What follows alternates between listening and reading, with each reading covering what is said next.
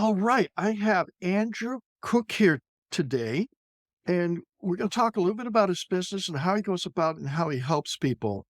His business name is Ahead Business Support, and he comes from a lot of different experiences. One of them is 20 years in the Navy, and you really can't work a bigger support system than that, really, can you? And then also, you work with some big companies, but your focus, from what I understand, is really the mom and pop type of business. Maybe they have 20 employees or so, about that. They could be a bakery, they could be a print shop, they could be a restaurant. There'd be a number of things in that field, but they all are feeling pain from COVID and the shutdowns. The bigger businesses got quite an advantage there, and we need to work together. And the more you have a mentor or a coach on your side, the more you can fight through it and the faster you recover.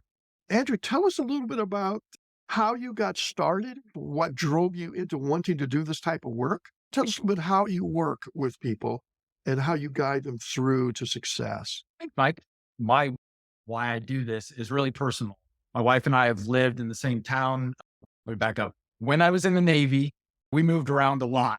That's part of the gig. When we settled, we instantly knew this is our community. We were connected, we were plugged in, and we are right in the heart of the historic downtown area. Everything is walkable for us. And we know what those businesses look like. We know the owners, we know who they are, where they live, who their kids are. And in the coming up on 18 years that we've lived here now, we've watched a number of businesses open, have great success, and then they just close, they vanish. Something didn't work right. And my wife and I had that conversation like, man, we love the food at this restaurant. How is it that they couldn't stay open? They were always crowded.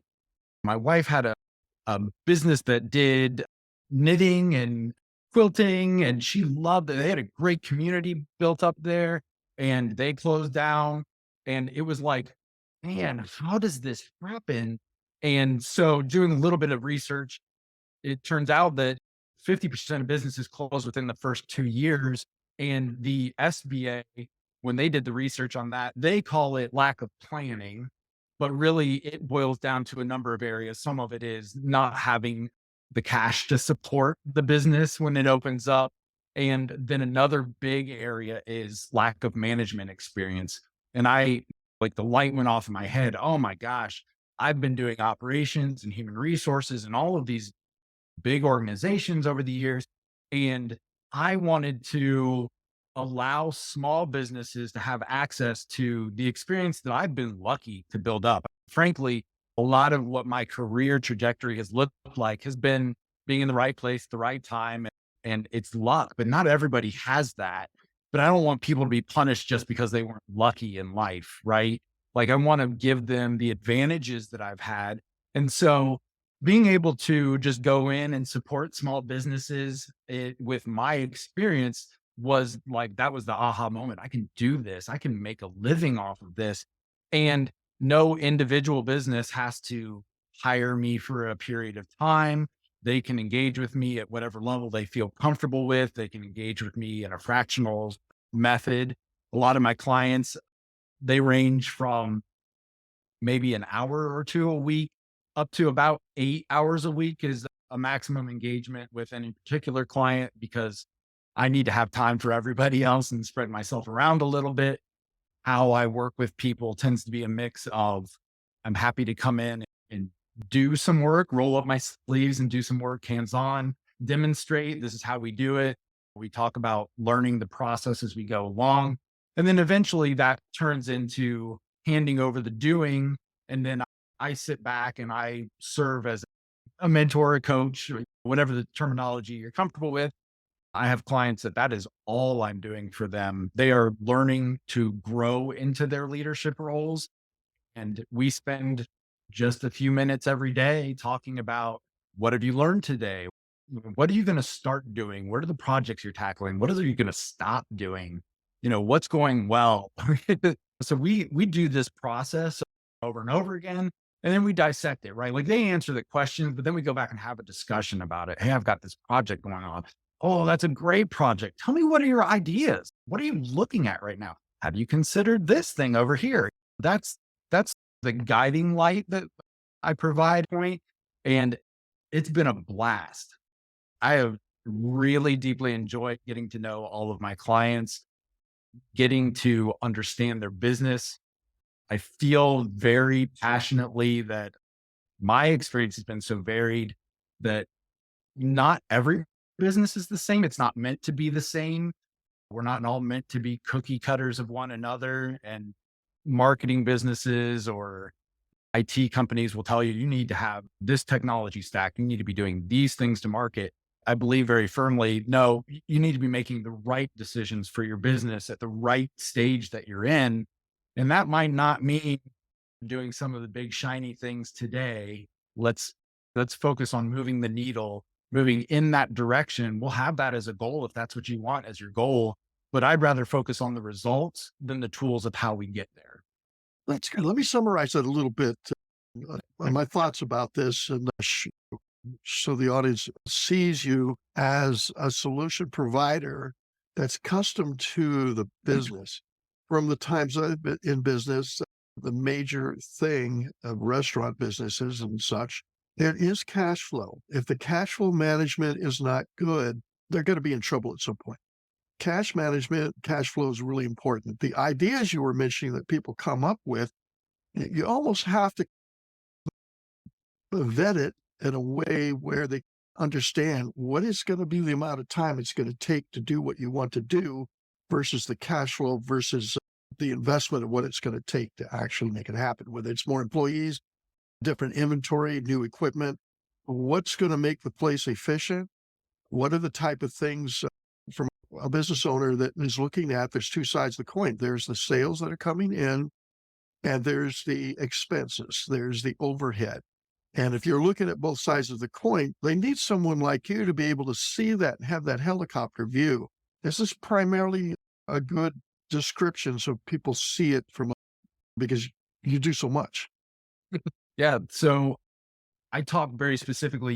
You were you're talking, and I had a number of ideas. One is I talk a lot about discernment, right? The ability to Oh, yeah. discern the right next step, and that's a skill. And I don't That's a know, huge one. yeah, we don't necessarily teach that a lot in school. I think it's one of those things where if you're just always learning like the lesson, right, that we don't give you the ability to maybe step out of the this is what's laid in front of you and actually think, what would I do? What would I do next? And so that discernment's a big piece. I talk a lot about building support networks. I'm a part of that support network. And you talk about finances. Hey, you need to have a good CPA or accountant, bookkeeper in your pocket. Sure. They are critical people in your life. Having a good attorney. If you own a building, you need to have a good plumber. You need to have a good HVAC person. How do you, those people, discernment again? How do you know that they're going to be the right partners for your business? And to really look at them that way, not, hey, something went wrong with my restaurant toilet.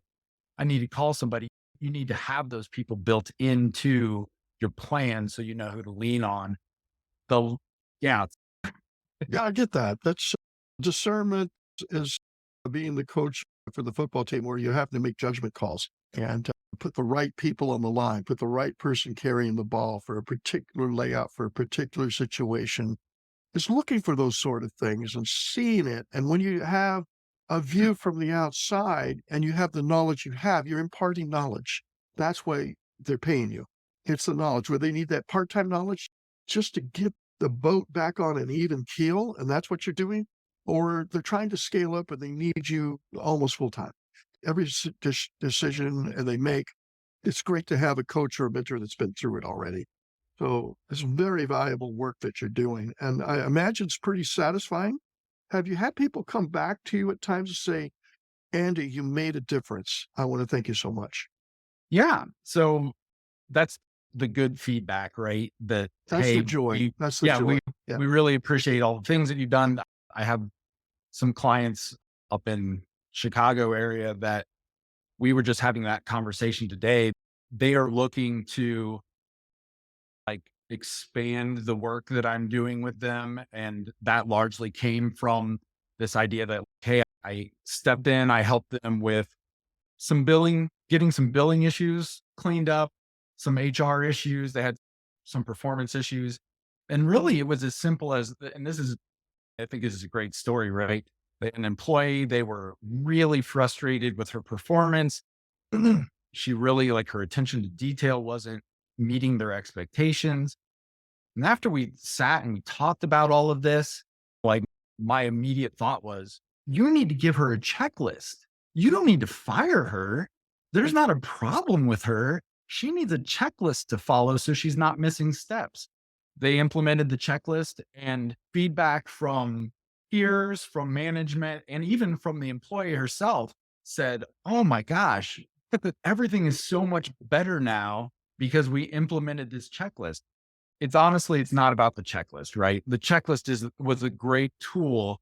What it was in that situation for me was the recognition that you have an employee who's not unsalvageable. You have a situation where you need to change your perspective. And they were very happy about this.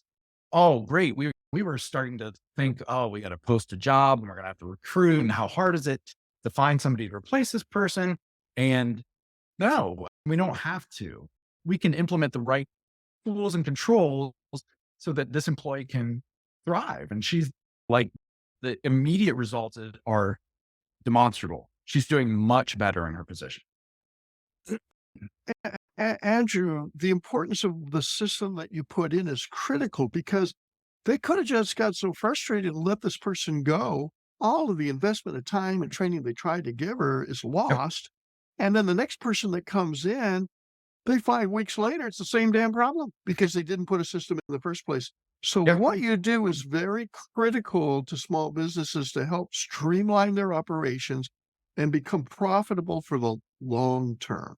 How do you go through if you have a seasonal business, obviously, how do you save the nuts for the times when there's no nuts?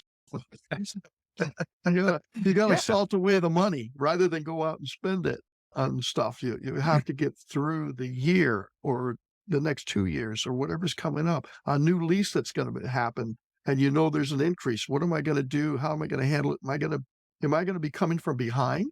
Where I'm paying this lease increases for months on end and I never raised my prices to make the difference.